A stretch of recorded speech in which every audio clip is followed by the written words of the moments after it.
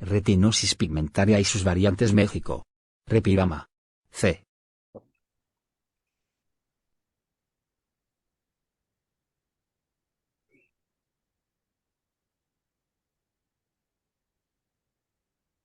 Muy buenas tardes, muy buenas noches a todos los presentes en este espacio. Retinosis pigmentaria y sus variantes México tiene el honor de presentar al doctor Víctor Rubén López Rodríguez. Él es de profesión oftalmogenetista, es médico genetista por la Universidad Autónoma de México, con alta especialidad en padecimientos oftalmogenetistas de origen genético. El día de hoy tenemos el gusto de estar aquí con él, pues nos presentará un tema que para todos nosotros nos es muy importante. El tema lleva por nombre retinosis pigmentaria en patologías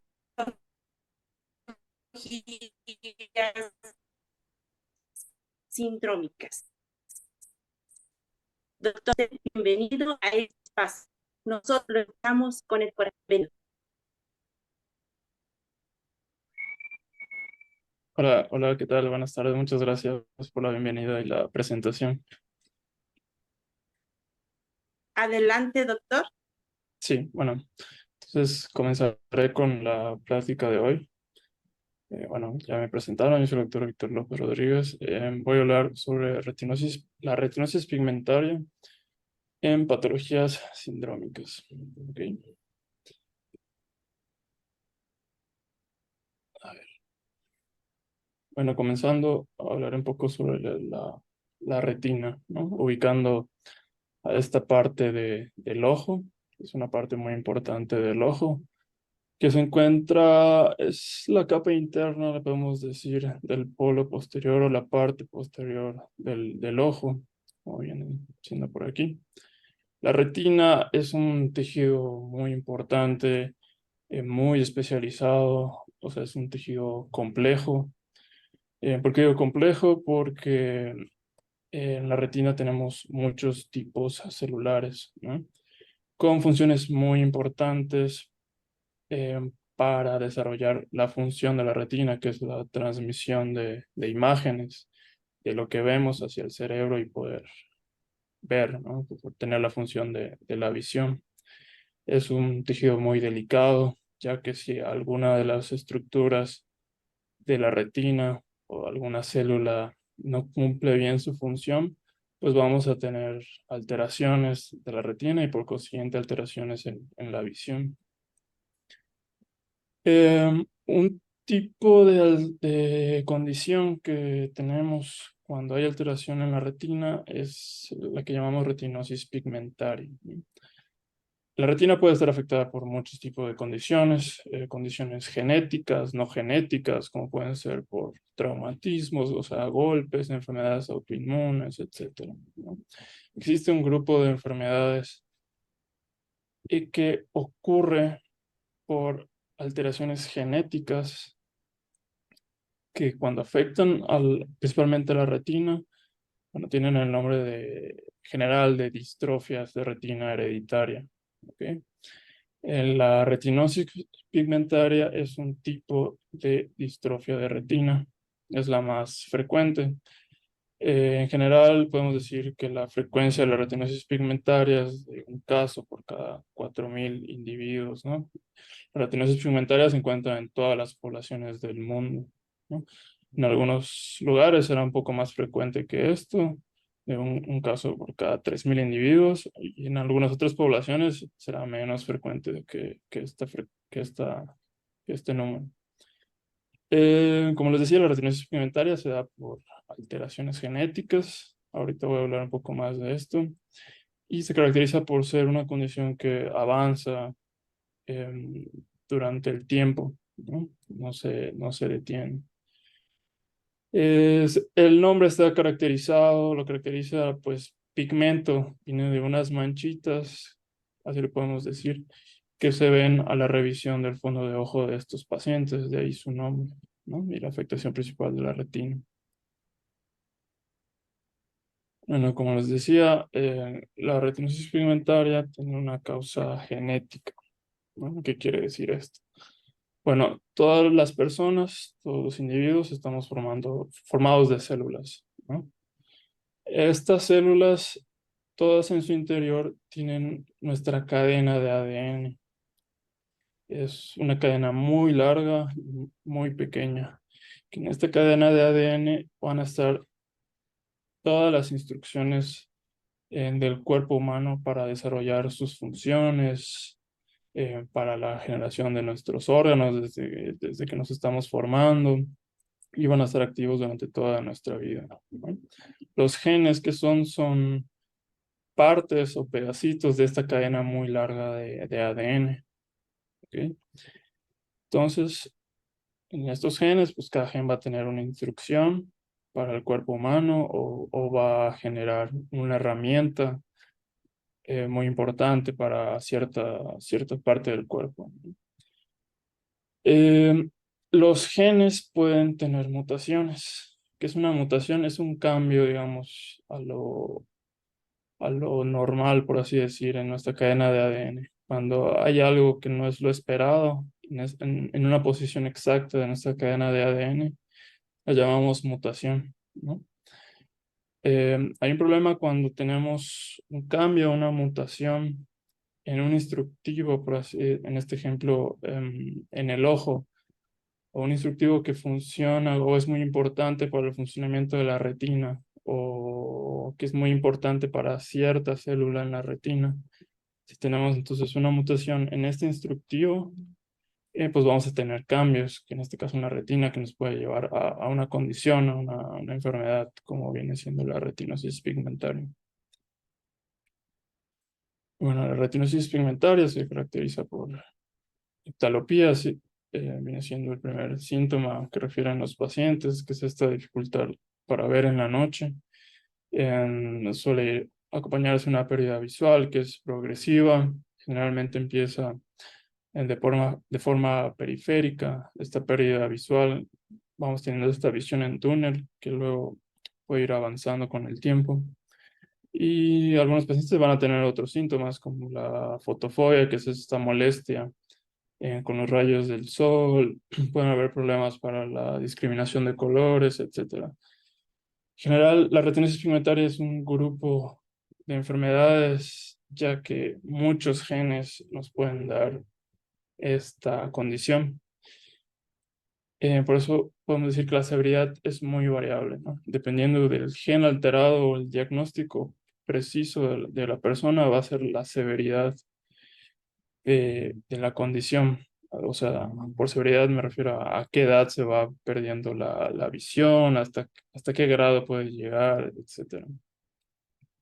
Ok. En la retinosis pigmentaria sigue distintos patrones de herencia. ¿Qué quiere decir esto? Bueno, ya vimos que es una enfermedad, una condición genética, ¿no? En algunos casos, la retinosis pigmentaria va a poder heredarse del padre al hijo y el hijo al nieto y así sucesivamente, ¿no? Sin saltarse generaciones. Esto depende del gen que nos esté ocasionando la condición. Habrán otro tipo de patrones de herencia que en algunas familias eh, nadie ha tenido este diagnóstico, ¿no? En muchas generaciones. Y es hasta una primera generación que uno o más hermanos tienen la condición, ¿no? Sin embargo, nadie más en la familia lo tiene. Incluso los hijos de los afectados no van a tener la condición. Esto tiene que ver con qué gen es el que tiene una mutación o está alterado, ¿no? Para eso sirve, pues, el diagnóstico. En la retinosis pigmentaria la podemos dividir en dos. Retinosis pigmentaria sindrómica, que es de la que vamos a hablar hoy, y la retinosis pigmentaria no sindrómica. ¿Cuál es la diferencia entre cada una de estas? Hablamos de una retinosis pigmentaria no sindrómica cuando la única alteración que tiene una persona es en la retina. Eh, la mutación genética solo produce cambios en la retina y en ninguna otra parte del cuerpo. En cambio, la retinosis pigmentaria sindrómica, vamos a tener la alteración en la retina, pero además vamos a tener alteraciones en otras partes del cuerpo, como puede ser el oído, como puede ser los riñones, el corazón, etcétera, ¿no? Muchas partes del cuerpo pueden tener cambios por la misma mutación genética que nos está dando la retinosis pigmentaria. ¿Ok? ¿Y qué partes del cuerpo estarán afectadas? Eso lo podemos saber, lo podemos adelantar conociendo la mutación genética, ¿no? Hay numerosos diagnósticos que los podemos considerar como retinosis pigmentaria sindrómica, ¿no? Se conoce más de 70 genes diferentes que se asocian a condiciones sindrómicas con retinosis pigmentaria, ¿no?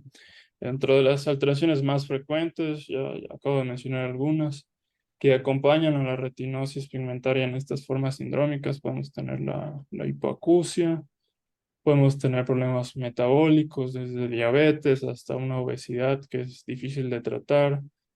Podemos tener problemas en el esqueleto de la persona, como pueden ser dedos extras. Podemos tener problemas de infertilidad, problemas de discapacidad intelectual, alteraciones en el corazón, en el riñón, etc. ¿Ok? Yo les voy a hablar de 3 síndromes o enfermedades que las consideramos retinosis pigmentaria sindrómica, ¿no? El síndrome de Usher, el síndrome de Bardet-Biedl y el síndrome de Alström. Les voy a ir hablando un poco más de cada uno de estos diagnósticos. ¿Okay? Para comenzar, el síndrome de Usher. Vamos a hablar del síndrome de Usher cuando tenemos la retinosis pigmentaria y a la vez la persona va a tener un problema de hipoacusia o sordera o baja auditiva. ¿Okay? El síndrome de Usher varía mucho su frecuencia en las poblaciones, sin embargo no es algo muy raro, o sea, es algo que se ve con bastante frecuencia, ¿no? La prevalencia de este diagnóstico va de un caso por cada 6.000 individuos hasta un caso por cada 30.000 individuos, dependiendo en el lugar en el que estamos. Okay. El síndrome de Usher se considera la causa más frecuente de baja visual y baja auditiva presentes en una persona, ¿no?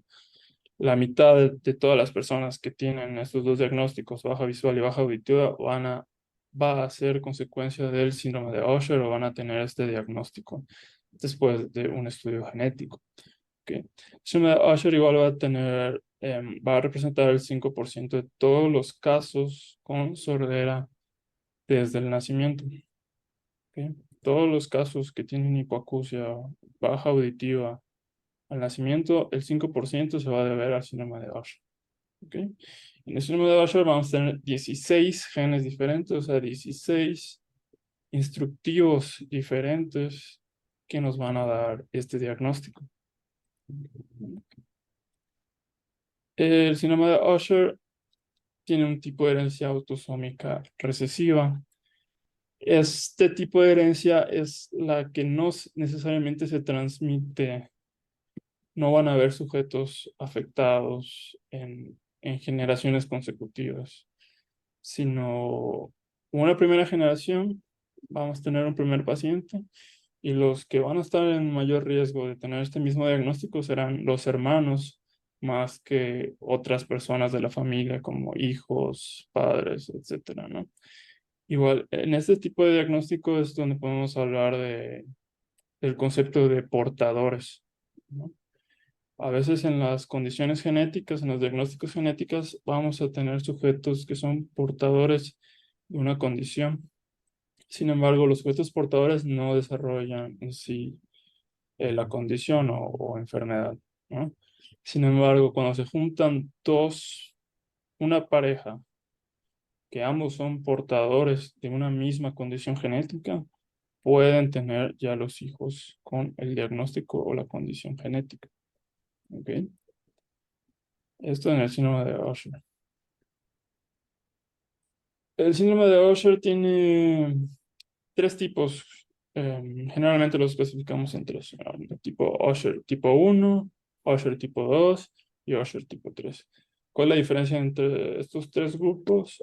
El gen alterado y lo que vemos en la clínica, ¿no? El tipo más frecuente es el Usher tipo 2, le sigue el tipo 1 y de último el tipo 3, ¿no? El más severo, por así decir, es el síndrome de Usher tipo 1, que en estos pacientes la hipoacusia o baja auditiva es desde el nacimiento y es severa a profunda, ¿no? Es una sordera prácticamente.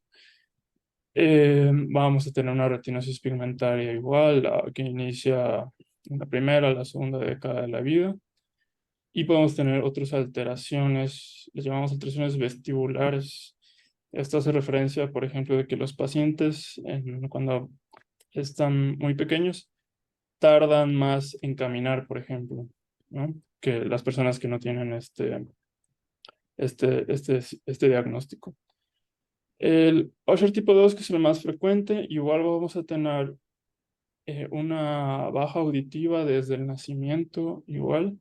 Es menos severa que el Usher tipo 1, sin embargo puede ser igual, llegar a una sordera. La retinosis pigmentaria en en los pacientes con el síndrome de Usher tipo 2 va a ser un poco menos agresiva que los pacientes con síndrome de Usher tipo 1. Pero de todas maneras, igual inicia entre la primera y la segunda década de la vida. En Usher tipo 2 no vamos a tener los problemas motores o de caminar o del equilibrio que tenemos en Usher tipo 1. En el Usher tipo 3 es muy variable este grupo, comenzando que la pérdida auditiva puede iniciar después del nacimiento, en la adolescencia. La retinosis pigmentaria igual es muy variable, etcétera. Bueno, esta tabla igual nos puede servir para darnos cuenta que muchas veces, bueno, estoy dando una plática para pacientes, sobre todo con retinosis pigmentaria, pero en algunos diagnósticos, la retinosis pigmentaria no va a ser lo primero que aparece, sino puede ser lo último en un diagnóstico, como, como en este caso, en el síndrome de Usher. ¿Por qué digo esto? Normalmente los pacientes con este diagnóstico desde el nacimiento ya van a presentar una clínica, en este caso que es la pérdida auditiva, ¿no? Desde el nacimiento igual. Antes que aparezca la retinosis pigmentaria vamos a tener estos problemas de equilibrio, estos problemas para caminar. ¿Ok?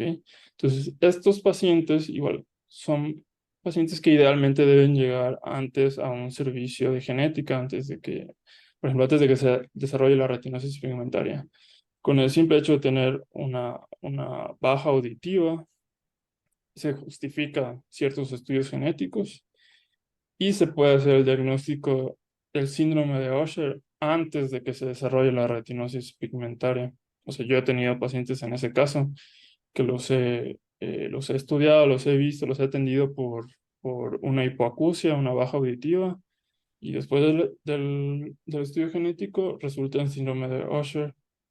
Entonces de ahí ya nos pasamos a la exploración oftalmológica y para ver qué es lo que sigue, ¿no?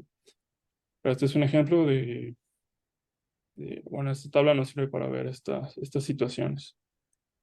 Entonces, cuando un doctor, un médico, tiene la sospecha de un síndrome de Usher o en general de una condición que puede deberse a una mutación genética, se necesita hacer los estudios genéticos.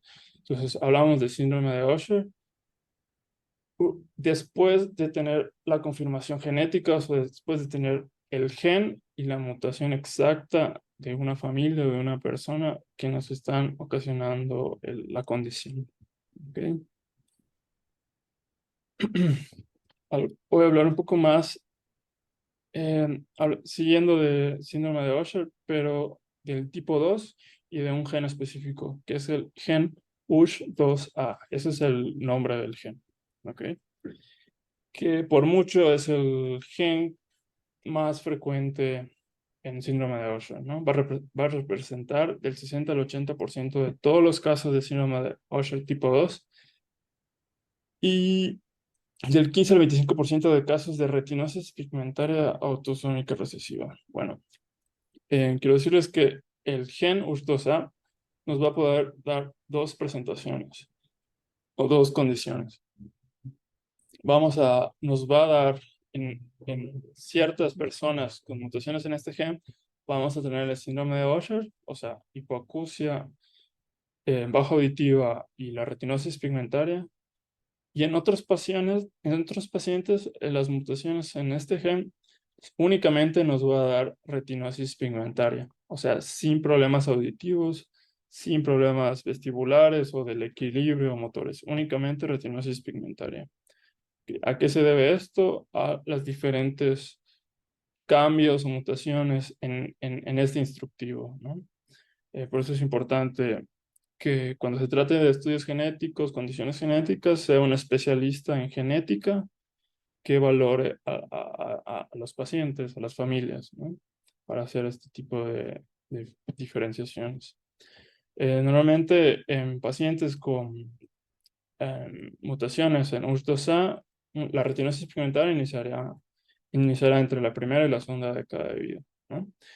Y cuando tenemos el síndrome de Usher, la baja auditiva es desde el nacimiento. Se considera que esta baja auditiva no es progresiva. Igual, importante que esté manejado o vaya a consulta con un especialista, ya que este tipo de pacientes o pacientes con síndrome de Usher tipo 2 son candidatos a tratamientos, en este caso de la baja auditiva, de implantes cocleares, y, o sea, tratamientos que algunos médicos a veces consideran que no es necesario o que los pacientes no son candidatos simplemente por su diagnóstico. Esto es un error, ¿no? Para esto igual nos sirve conocer el diagnóstico de las personas para dirigir un poco su manejo integral, ¿no? Aquí les comparto un artículo. Es una investigación que se hizo en mexicanos sobre este gen, del gen USH2A. Bueno, aquí soy autor, junto con la doctora Vianey Ordóñez, el doctor Oscar Chacón y el doctor Juan Carlos Centeno. Se estudiaron 61 pacientes con mutaciones en el gen USH2A del que estamos hablando. Aquí podemos ver que la mitad de estos pacientes solo tuvieron el problema en la retina, o sea, la retinosis pigmentaria, y la mitad tuvieron el síndrome de Usher, o sea, la retinosis pigmentaria y el problema auditivo, la baja auditiva. ¿Okay? Este artículo, esta investigación nos sirvió para identificar 20 variantes o mutaciones nuevas que no se habían reportado en el mundo. Esto es muy importante, o sea, cada población tiene que estudiarse, conocer cuáles son las mutaciones o variantes que afectan a una población.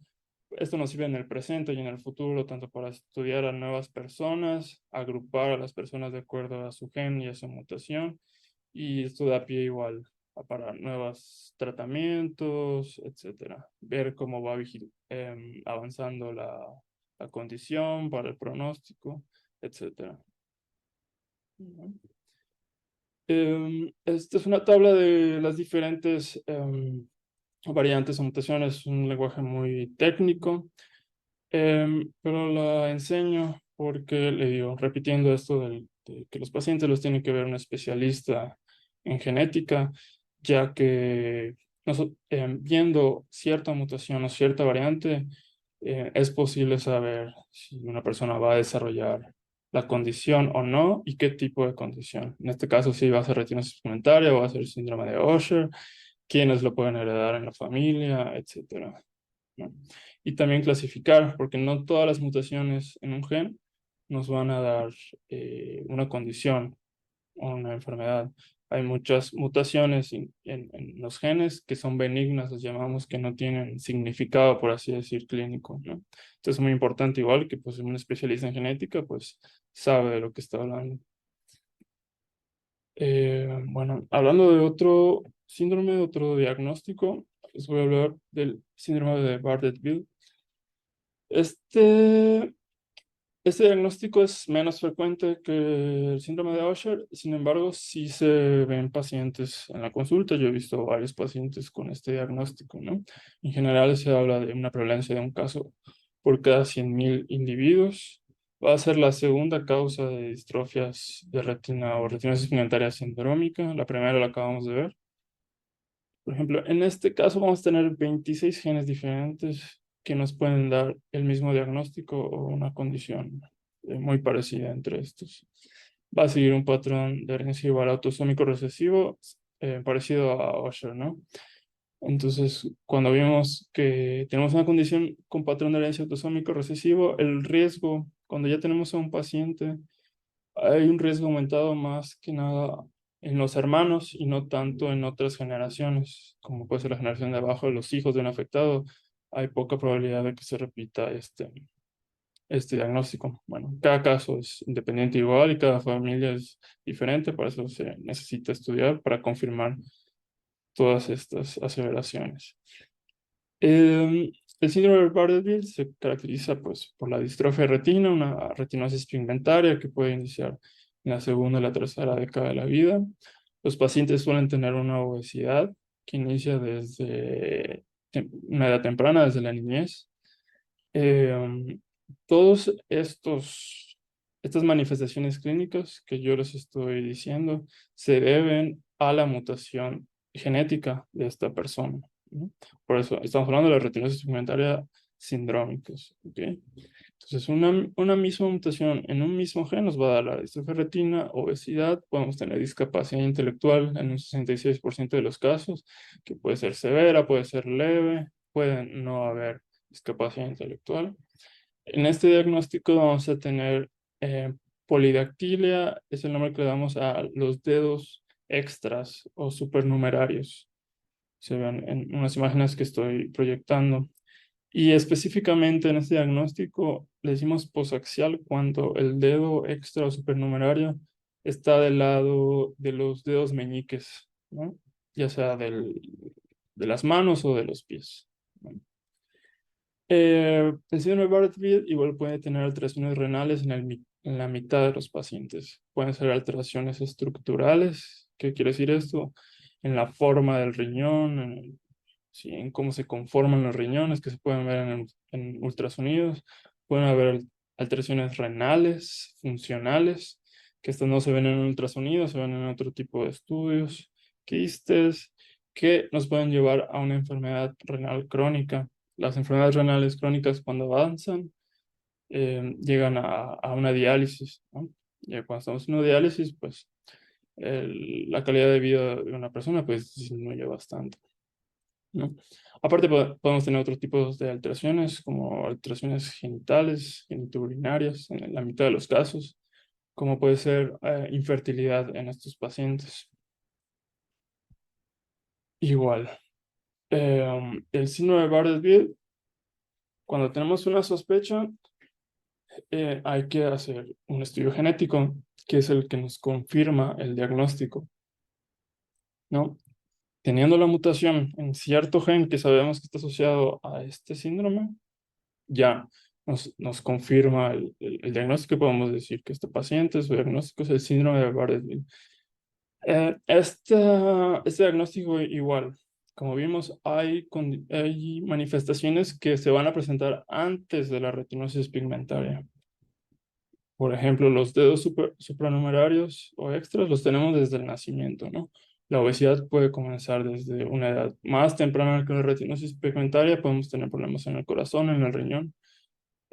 Bueno, en la clínica, cuando tenemos varios problemas de este tipo, bueno, yo como genetista, enseguida tenemos la sospecha de una alteración un diagnóstico genético, se hace un estudio genético y se puede confirmar este diagnóstico antes de que se desarrolle la retinosis pigmentaria. ¿Ok? Esto es de utilidad pues, para la persona, para que la persona se vaya preparando, la familia se vaya preparando, ir tomando acciones de prevención, etcétera. Y cuando ya tenemos un diagnóstico de, por ejemplo, de síndrome de Bardet-Biedl, ya el médico tratante, ya dirigidamente va a ir a buscar alteraciones en órganos o en partes del cuerpo que sabemos que pueden tener alteraciones, como las que ya vimos, ¿no? Em, es muy importante en estos pacientes vigilar el peso, la talla, su estado de nutrición. Cuando hacemos el diagnóstico antes de la retinosis pigmentaria, pues enseguida una evaluación oftalmológica para ver cómo está la retina, ir a valorar el corazón si no se ha valorado antes, problemas gastrointestinales, problemas en el hígado, en el riñón. Hay que hacer estudios igual de química sanguínea para ver el perfil de lípidos. Podemos tener problemas metabólicos. ¿Ok? Que todo esto se debe, como le digo, a una simple o una misma mutación genética. ¿Ok? Bueno, y muy importante, no lo había mencionado antes, pero siempre es importante cuando hablamos de condiciones en genéticas y muchas condiciones en general, el apoyo por psicología, ¿no? En estos casos en los que podemos tener diagnóstico y, por ejemplo, saber que una persona va a desarrollar una retinosis pigmentaria puede tener un impacto muy importante en la vida de las personas. Por eso siempre el apoyo por psicología es algo que se recomienda en todos estos casos. Vemos que el pronóstico en el caso de tener a una persona con este diagnóstico va a depender mucho de sus comorbilidades. Por comorbilidad quiero decir cuántos órganos están alterados, cuántas partes del cuerpo tienen alteración en un individuo, ¿no? Tenemos que un diagnóstico tardío empeora la morbimortalidad. ¿Qué quiere decir esto? Que siempre va a ser mejor un diagnóstico temprano, a edades tempranas, ¿no? Mientras más temprano un diagnóstico, mejor. ¿Por qué? Por justo lo que acabamos de ver, ¿no? Cuando uno ya tiene un diagnóstico preciso, puede ir a buscar alteraciones en otras partes del cuerpo que la persona no conocía, pero como nosotros ya sabemos qué gen está alterado y que este gen puede tener repercusiones en otras partes del cuerpo, ya ir dirigidamente a estudiar estas partes del cuerpo para prevenir en otro tipo de problemas, ¿no? Que pueden empeorar mucho la condición de una persona. Específicamente en Bardet-Biedl tenemos que la función de los riñones va a ser el principal determinante del pronóstico de estos pacientes. ¿Ok? Entonces siempre, mientras más temprano un diagnóstico, mejor. Mejora mucho las condiciones, tratar a tiempo en ciertos problemas, ciertas condiciones en el cuerpo humano. ¿Okay? Y otro de los diagnósticos, bueno, el último que les voy a mencionar de las retinosis pigmentarias sindrómicas, digo, solo les voy a hablar de tres. Y digo, hay numerosas síndromes, condiciones que nos pueden dar retinosis pigmentaria y alteraciones en otras partes del cuerpo. ¿Okay? El síndrome de Alström tiene una prevalencia similar al síndrome de Bardet-Biedl, que es un poco menos frecuente, un caso por cada 100.000 a 500.000 personas. Igual sí sigue un patrón de herencia autosómico recesivo. Quiere decir que los hermanos están más en riesgo que otras generaciones, pero pueden haber portadores de la condición en estos casos. Esto se da por alteraciones o mutaciones en un gen que se llama ALMS1. ¿Okay? Vamos a ir viendo las manifestaciones que nos puede dar el síndrome de Alström. Principalmente pues lo oftalmológico, que es algo muy prevalente en estos pacientes y que inicia en una edad muy temprana, sobre todo antes de los 2 años de edad. Los pacientes se desarrollan una retinopatía pigmentaria. Ellos pueden debutar con fotofobia, que es esta molestia a la luz solar, el nistagmo, que son los movimientos anormales de los ojos. ¿Okay? Así se podemos Son los primeros signos de esta condición, o este diagnóstico en cuanto al oftalmológico. El síndrome de Alström, igual, el 70% de estos pacientes tendrá una hipoacusia, esta baja auditiva. Lo recordamos, lo vimos en el síndrome de Usher, ¿no? Que tenemos esta hipoacusia y retinosis pigmentaria, pero Alström es diferente, ¿no? Tanto las alteraciones oftalmológicas y auditivas, como va a tener más cosas, por así decir. Alteraciones en otras partes del cuerpo en que no tienen el síndrome de Usher, por ejemplo, ¿no? Estos pacientes, por ejemplo, en su hipoacusia puede desarrollarse conforme pasa el tiempo. Esto es importante porque una de las maneras en las que detectamos a los pacientes con una baja auditiva es en el tamiz auditivo que se hace en los primeros días de vida, ¿no? Cuando nace una persona. Estas personas suelen pasar este tamiz auditivo, o sea, estar normal, pero más adelante desarrollar esta pérdida auditiva, ¿ok? Que puede ser de moderada a severa. Los pacientes igual tienen una obesidad, la gran mayoría que inicia en la niñez, como vimos en Bardet-Biedl. Es importante ir mencionando estas manifestaciones, le digo porque esta obesidad que presentan estos pacientes, estas personas, no es la misma obesidad que presenta la población general. Requiere un tratamiento un poco más agresivo, por así decir, que simplemente una dieta o un ejercicio. A veces se requiere un tratamiento farmacológico. Por eso es importante el diagnóstico. Si uno no tiene un diagnóstico genético, un diagnóstico específico, considera la obesidad como algo normal, o sea, que no tiene que ver, por ejemplo, con su alteración en el ojo y en el oído, sino es simplemente porque tiene malos hábitos alimentarios, sino cuando no, es la misma mutación genética que nos está dando esta condición y que sí requiere un tratamiento y resolver este problema para que a la larga no nos dé más problemas, ¿no? El síndrome de Alström igual puede tener problemas en el corazón, que pueden iniciar de una edad temprana o no tan temprana. Problemas metabólicos como la diabetes mellitus tipo 2, hasta en el 80% de los casos, una resistencia a la insulina importante. Igual los triglicéridos, estos grasas o lípidos en la sangre van a estar elevados. Igual todo esto requiere un tratamiento, ¿no? Los pacientes pueden tener una estatura baja, y problemas igual genitales en los hombres y en las mujeres, problemas hormonales, como puede ser una infertilidad, tanto en hombres como en mujeres una pubertad precoz, alteraciones en los ciclos menstruales, etc. Y también podemos tener problemas de otro tipo, en urinarios, en la vejiga, en el riñón, igual como vimos en Bardet-Biedl, muchos tipos de problemas en el hígado y otros más, ¿no? Entonces, otra vez en este caso, si desde una edad temprana podemos ir sospechando en algo, en este caso oftalmológico, como vimos, puede ser por un como por la fotofobia.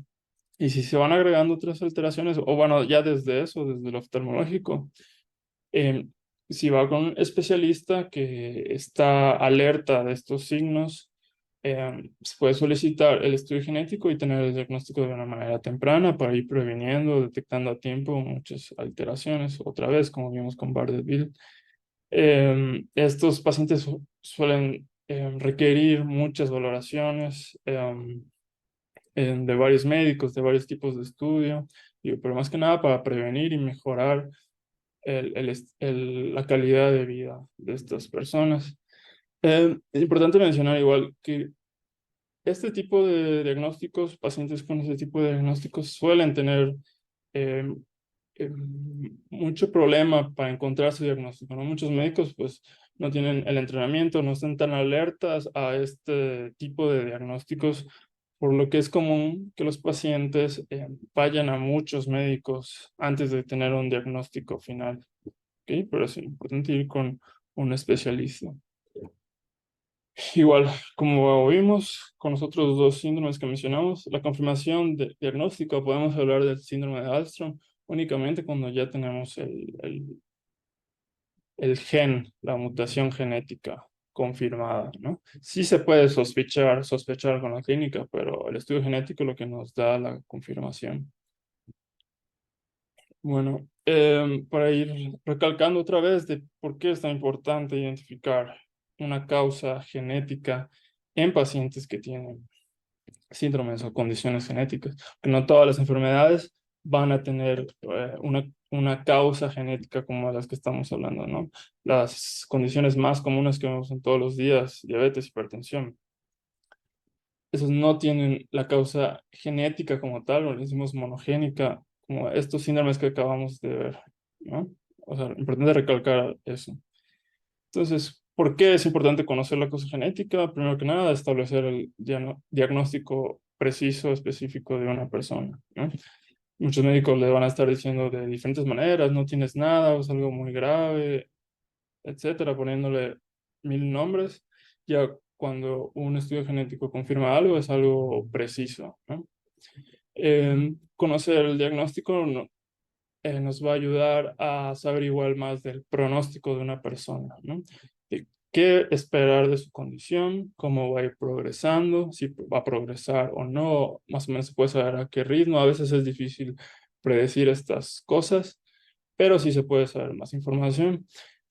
Teniendo un diagnóstico preciso, igual puede haber una intervención terapéutica dirigida para ciertos problemas o no del individuo. Bueno, sabemos que desgraciadamente en la retinosis pigmentaria actualmente no hay como un tratamiento curativo igual, pero va a depender mucho igual de la causa genética, ¿no? Una retinosis pigmentaria por cierto gen, por ejemplo, USH2A, no se va a comportar de la misma manera que otros genes, ¿no? Sabemos que hay docenas de genes que nos pueden dar este diagnóstico. Para algunos están habiendo avances terapéuticos, para otros vamos más lento, pero siempre va a haber un avance, ¿no? Pero, ¿qué es lo primero? Pues conocer qué genes son los que afectan a una población, qué tipo de mutaciones son las que afectan. Ya con esa base, ir viendo, o sea, cómo se puede avanzar en estas situaciones. Conocer el diagnóstico preciso igual nos va a ayudar a la prevención de alteraciones secundarias. Lo que ya vimos, por ejemplo, si yo sospecho un síndrome de Bardet-Biedl o tengo el diagnóstico, sí, ya voy a valorar problemas renales, problemas en el corazón, etcétera, ¿no? Que esto a la larga beneficia al paciente a mejora su calidad de vida, ¿no? Como ya les había mencionado, diagnosticar problemas a tiempo o en una etapa temprana suele tener un mejor desenlace pronóstico para los pacientes. Y también el asesoramiento genético, lo que ya vimos, ya cuando hablamos de condiciones genéticas, normalmente estamos hablando de familias, ¿no? Pueden haber más de un afectado, o los afectados pueden tener hijos. Conociendo el gen, podemos saber con precisión de dónde vino la condición, si los papás eran portadores o no, si es algo nuevo, si la persona se lo puede dar a los hijos, a los nietos, a los hermanos, sobrinos, etcétera. Todo esto se puede saber con precisión cuando se tiene un resultado genético. Y bueno, igual conocer, como yo les había mencionado, el gen, las variantes, las mutaciones es la base de los nuevos tratamientos que están habiendo para las condiciones genéticas, incluyendo las distrofias de retina. Sabemos que hay avances sobre todo en terapia génica, en tratamiento con células troncales, etcétera. Para muchos genes, para muchas condiciones con retinosis pigmentarias, sean sindrómicas o no sindrómicas, sí están habiendo avances en cuanto a tratamientos novedosos, tratamientos experimentales. Igual, siempre es imperativo, es importante para que una persona sea candidata a un tratamiento de estos novedosos. El principal requisito es que conozca su gen, conozca su mutación, que es el que le está ocasionando su diagnóstico para poder ser considerado, o sea, tratamientos experimentales o a recomendaciones específicas, ¿no? Y ya, eso es todo lo que les tengo preparado. Muchas gracias por su atención. Le quiero agradecer a la Asociación de Retinosis Pigmentaria y sus variantes en México, al señor Gerardo Rodríguez. Y bueno, yo soy Víctor López y aquí les dejo mis datos de contacto. Es mi número celular y mi correo electrónico. Siéntanse en la libertad de escribirme si requieren algo, tienen dudas o necesitan algo. Muchas gracias. Muchas gracias, doctor Víctor. Muy ilustrada su ponencia. Y bueno, pues a continuación le damos la palabra al señor Gerardo Rodríguez Díaz, presidente de Repidán AC, para dar algún agradecimiento. Muchas Adelante. gracias. Muchas gracias. ¿Sí me va bien ahí en la pantalla? Sí, Sí, Sí, perfecto, gracias. Doctor Víctor López, muchísimas gracias por su exponencia. De hecho, bastante interesante y acabo de conocer otras cosas que si sentía que conocía algunas, bueno, ahora con su exponencia conozco un poquito más. Y bueno, agradezco muchísimo que haya aceptado la invitación. Y será muy interesante saber si es necesario que, qué tanto o qué tan frecuente nos podemos cuidar o nos debemos de cuidar, que sería uno. Y otra es, qué tan importante es que tengamos un control en cuestión de la retinosis pigmentaria sindrómica con el síndrome de Usher y otras patologías muy similares. Y que algunos se asemejan, pero no son lo mismo, como se dice normalmente. Eh, yo agradezco esta palabra, esta exponencia y esta oportunidad de conocer un poquito más de lo que es la retinosis pigmentaria sindrómica y agradezco también el tiempo que se ha tomado y voy a agradecer en este momento, voy a abrir el micrófono para preguntas. Eh, si usted tiene la disposición, doctor, estoy seguro de que algunas personas tienen esa inquietud de preguntar. Y voy a ser uno de los primeros. ¿Cuántas patologías sindrómicas con RP aproximadamente existen? es un poco difícil responder a esta pregunta. O sea, son docenas, ¿no? de diagnósticos, pero hay muchos tipos, ¿no? Desde enfermedades como las que acabamos de ver. Por ejemplo, hay otro grupo que son las enfermedades mitocondriales, que no hablé para nada de esas, que pueden tener muchas manifestaciones muy variadas y que se incluye la retinosis pigmentaria. Y, por ejemplo, a veces es difícil estudiar eh, la genética de enfermedades mitocondriales. Pero, o sea, son bastantes, no le puedo dar como un número preciso, le puedo decir que son docenas, ¿no? De enfermedades que nos pueden dar una retinosis pigmentaria sindrómica, o sea, retinosis más otras condiciones asociadas.